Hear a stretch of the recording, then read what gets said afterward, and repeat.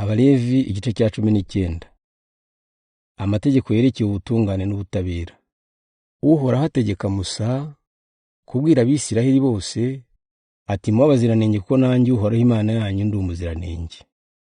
Buri wese ajye yubaha se na nyina, yubahirize n'isabato yanjye. Ndi Uhoraho Imana yanyu. Ntimukamparike ibigirwamana kandi ntimukicurire amashusho yabyo. Ndi Uhoraho Imana yanyu. Nimuntambira igitambo cy'umusangiro, mujye mukurikiza amabwiriza atuma cyemerwa. Inyama zacyo mujye muzirya umunsi cyatambweho, nizirara muzirye bukeye, ariko ntihagira izisigara ku munsi ukurikiyeho mujye muzitwika. Nihagira uzirya nyuma y'iyo minsi 2, sinzemera icyo gitambo, n'uwagituye kizamubera imfabusa, kuko inyama ziba zihumanye. Uwaziryaho wese yaba asuzuguye ibyanyeguriwe, abakwiriye kubihanirwa agacibwa mu bwoko bwe. Nimusarura ntimukageze mu mbibi z'imirima yanyu, kugira ngo abakene bahahumbane n'ibisigaye inyuma. Nimusarura imizabibu yanyu, ntimugahumbe iyasigaye cyangwa ngo mutoragure yahungutse. Mujye muyirekera abakene n'abanyamahanga batuye muri mwe.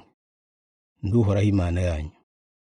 Ntimukibe, ntimukariganye, ntimukabeshyera abandi.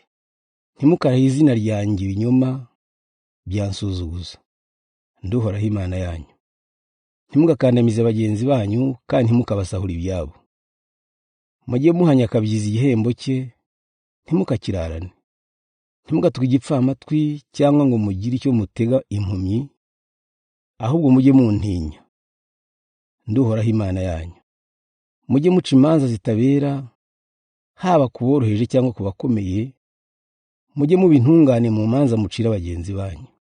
Ntimugashinja abandi ibinyoma, ntimukababeshyere ngo mubashyire mu rubanza rubicisha. Ndi Uhoraho.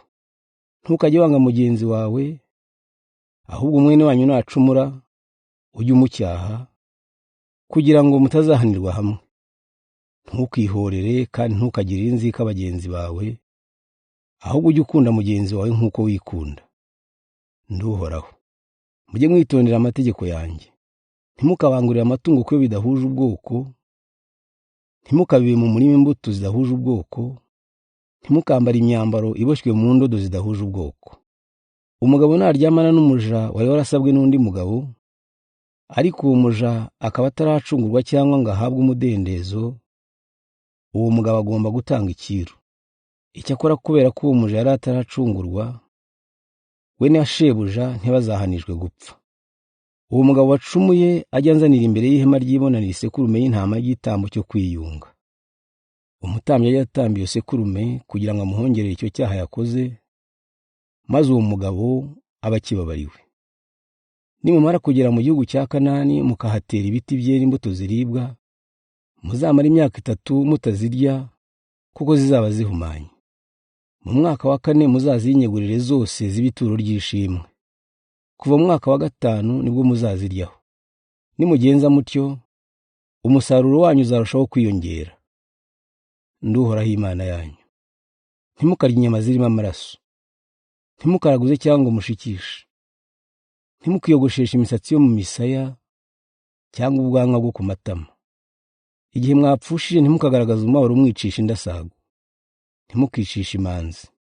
Ndi Uhoraho. Ntimukemerera abakobwa banyu kuba indaya, yaba ari ukubatesha agaciro, kandi igihugu kikuzura ubusambanyi n'ubugome. Mujye mwubahiriza isabato yanjye kandi mwubahe ihema ryanjye. Ndi Uhoraho.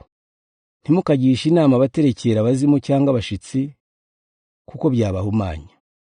Ndi Uhoraho Imana yanyu. Mujye mwubaha abasaza n'abakecuru kandi nanjye munyubahe. Ndi Uhoraho Imana yanyu.